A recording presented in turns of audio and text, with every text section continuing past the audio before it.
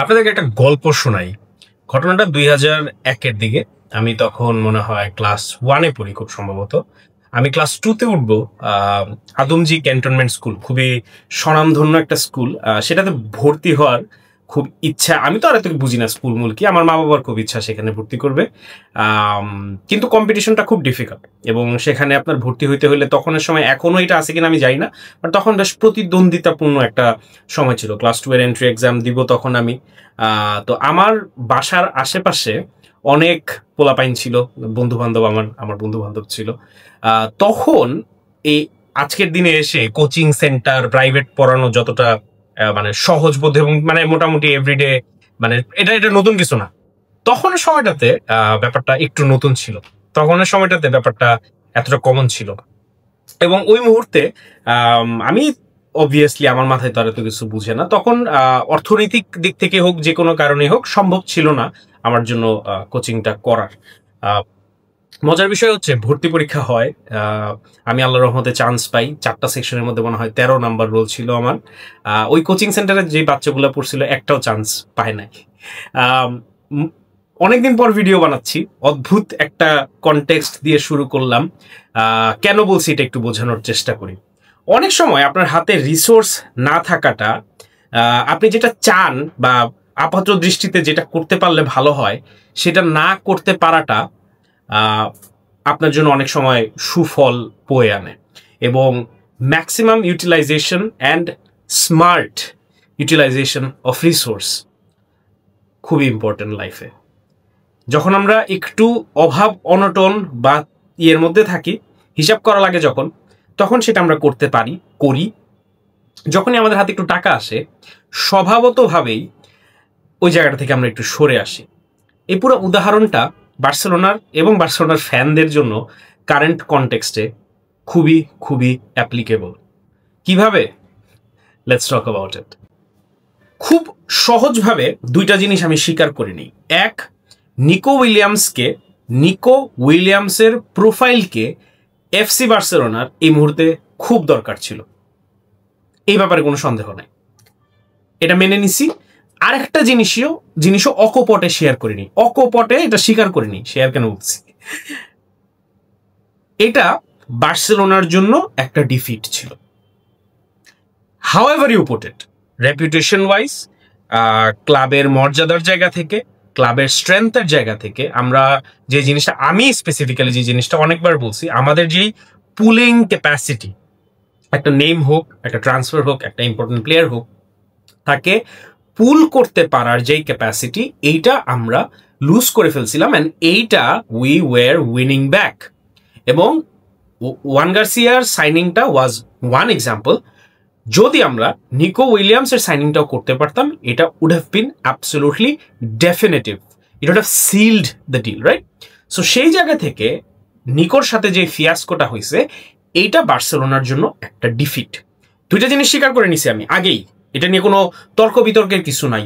এক, আমাদের প্রোফাইলটা দরকার ছিল, প্লেয়ারের যে প্রোফাইলটা, তার যে কেমিস্ট্রি, তার যে আন্ডারস্ট্যান্ডিং, তার যে স্কিল, এটার আমাদের দরকার ছিল। দুই, নিকো উইলিয়ামসকে সাইন করাইতে না পারাটা, এটা আমাদের মুখের উপর একটা থাপ্পড় এবং এটা আমাদের জন্য অপমানজনক এবং এটা আমাদের জন্য একটা ডিফিট।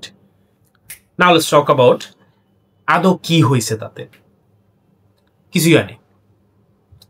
কিছুই হয় নাই কেন, এটা আমি জাস্ট অহংকারের জায়গা থেকে ঢং দেখানোর জন্য, দেমাগ দেখানোর জন্য না, একদমই করছি না সেটা।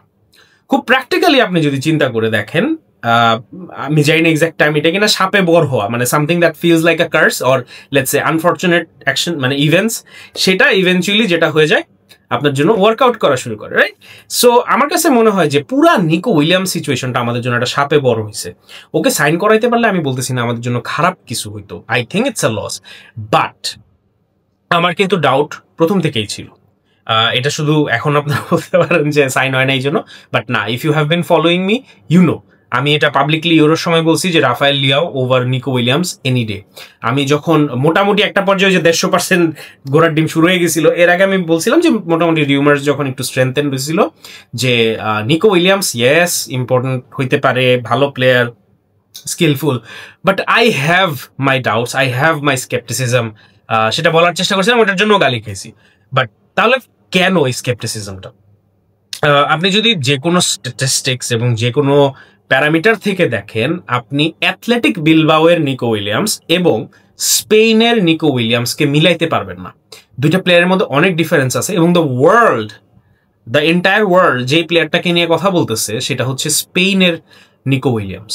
এখন কথাটা হচ্ছে, যদি অ্যাথলেটিক বিলবাওয়ে নিকো উইলিয়ামস ভালো না খেলতে পারে, এটাতে আসলে কতটুকু, বা লেটস সে স্পেনে যত ভালো খেলতে পারে বিলবাও এটার রিফ্লেকশন আমরা না দেখতে পারি, এটা আসলে কতটুকু ব্লেম দেওয়া যায় নিকো উইলিয়ামসকে, কতটুকু দেওয়া যায় টিমটাকে। এইখানে আসলে দিন শেষে দ্য মেন্টালিটি কামস ইন, এবং যেটা আমার জন্য সবচেয়ে বড়, যেটাকে আমি বললাম না সাপে বরের, I think this is the only, মানে কি বলবো, রিজন। মেন্টালিটি একটা প্লেয়ারের ডিফাইন্স এভরিথিং, এবং নিকো উইলিয়ামসের মেন্টালিটি ইজ নট এলিট। এটা আমি বলছি না because he did not join Barcelona, because he did not join Bayern Munich, because he did not negotiate with two of the biggest clubs in Europe and stayed in Bilbao. এটা দেখায় একটা প্লেয়ারের comfort জোনের প্রতি আসক্তি কি পরিমাণ বেশি।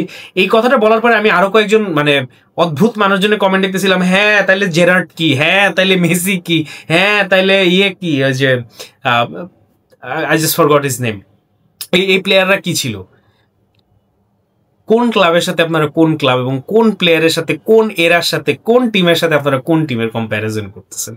তাও বাদ দিলাম, আমার কাছে যে জিনিসটা মনে হয় যে eventually how the thing turned out, আমি হয়তো বোকাশোকা মানুষ হইতে পারি, ফাব্রিজিও হয়তো ছাপ্রিজিও হইতে পারে, বাট লিটারালি স্পেনে কোনো মিডিয়া আউটলেট, কোনো ধরনের কোনো জার্নালিস্ট এই ব্যাপারটার ব্যাপারে অবগত ছিলই না। Barcelona club, the player themselves, কেউ এই ব্যাপারটাতে অবগত ছিল না যে আসলে হচ্ছেটা কি, আসলে নিকো চাইটা কি। হঠাৎ করে জেনে ফেলা, আপনারা জানেন কিনা আমি মানে দেখছেন কিনা এটা আমি জানি না, বায়ার্ন মিউনিকের খুব সম্ভবত এক্স প্রেসিডেন্ট ওর ডেপুটি প্রেসিডেন্ট কেউ একজন এরকম মানে বড় কোনো কর্তা হয়তো কয়েকদিন আগে বলছিল যে তারাও সারপ্রাইজড, মানে ফ্লিকের সাথে তাদের কথা হচ্ছিল যে আচ্ছা ঠিক আছে বার্সাতে আসারই চান্স বেশি, ওরাও সারপ্রাইজ দেখে যে হ্যাঁ এই হালা করছে, কিন্তু ডিল সাইন করে ফেলাইছে। সো এখন এই ডিলটা কেন আমাদের জন্য ভালো হয়েছে না হওয়াটা, এটা রিজনটাই আসলে দিন শেষে ছেলেটার অ্যাটিটিউড, ছেলেটার মেন্টালিটি। ও ডে ওয়ান থেকে বার্সেলোনাতে আসার জন্য ট্রাই করে নাই, ওইটা ওর লক্ষ্য ছিল না, ওর লক্ষ্য ছিল অন্য। এখন যে প্রথমে একটা বিশাল রচনা লিখছি, এই রচনা বললাম, ওইটার সাথে যদি একটু কানেক্ট করার চেষ্টা করি পরে জিনিসটাকে, যে দেখেন আমাদের Ibrahim ডিয়ারা, and we officially know Ibrahim Diarra is going to play. We officially know Danny Rodriguez is going to be a part of the team. We officially know Tony Fernandez is going to be a part of the team. We officially know fullback-এ আমাদের দুইটা substitutions আছে, I mean addition আছে from La Masia. Now you can say, ভাই কই এগুলার নাম, আর কই Nico Williams, কই রাফায়েল লিয়াও, কই Rashford, tried, tested, proven names. My answer to you in that question is, who was Pedri? Who was Lamine Yamal? Who was Alejandro Balde? Who was Casado? Who was Gavi?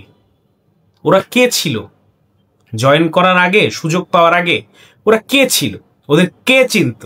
ওদের কে গনায় ধরছিল? কেউ না, আপনিও না, আমিও না, কেউই না। সো ওদেরকে যদি গনায় না ধরে এখন ইউরোপের I think top 5 most expensive player rating করলে আমার মনে হয় পেদ্রির নাম, ইয়ামালের নাম ডেফিনেটলি আসবে। সো ওরা কোত্থেকে আসছে? আমাদের সিস্টেম এটা না, আমাদের সিস্টেম না দামি কোচিং সেন্টারে পোলাপাইনকে পড়ানো, প্রাইভেটে দিয়ে দেওয়া। আমাদের সিস্টেম হচ্ছে বাসায় বসে কষ্ট করে মা রান্না করার পাশাপাশি বাচ্চাকে পড়ায় যতটুকু করতে পারে ততটুকুই, এবং এইটাতে আদমজিতে চান্স পাওয়া যায়। গত সিজনে আমরা পাইছি। সো যেটা টেস্টেড, যেটা প্রুভেন, যেটার ফল আমরা নিয়ে খুশি, হাস্যোজ্জ্বল, সেটাকে সেলিব্রেট করা উচিত। এর মানে এই না, আমি বলছি না আমাদের এডিশন দরকার, কিন্তু যদি সেটা আমরা না করতে পারি, সেটা যদি প্লেয়ারের জন্য হোক, তেবাজের জন্য হোক, মার্কেটের জন্য হোক, প্রাইসের জন্য হোক, ইউএফার জন্য হোক, যে কোনো কারণেই হোক না কেন, এটা কোনোভাবেই বার্সেলোনাকে দমায় দেয় না, এটা কোনোভাবেই বার্সেলোনার অ্যাট্রিবিউটকে শেষ করে দেয় না। বার্সেলোনা দমে থাকে না। সো এই পুরো ভিডিওটা আমি মূলত বানাইছি বার্সেলোনা ফ্যানদের জন্য, যাদেরকে আমি দেখতেছি খুব হতাশ, যাদেরকে আমি দেখতেছি অনেক প্যানিক করতেছে, যাদেরকে আমি দেখতেছি ভুলে যাইতে হোয়াট বার্সেলোনা ইজ এবং what brings Barcelona their success. It's good to be back Visca Barça. অনেকদিন পরে ভিডিও করলে যেটা হয়, মাইক কানেক্ট করতে ভুলে গেছি।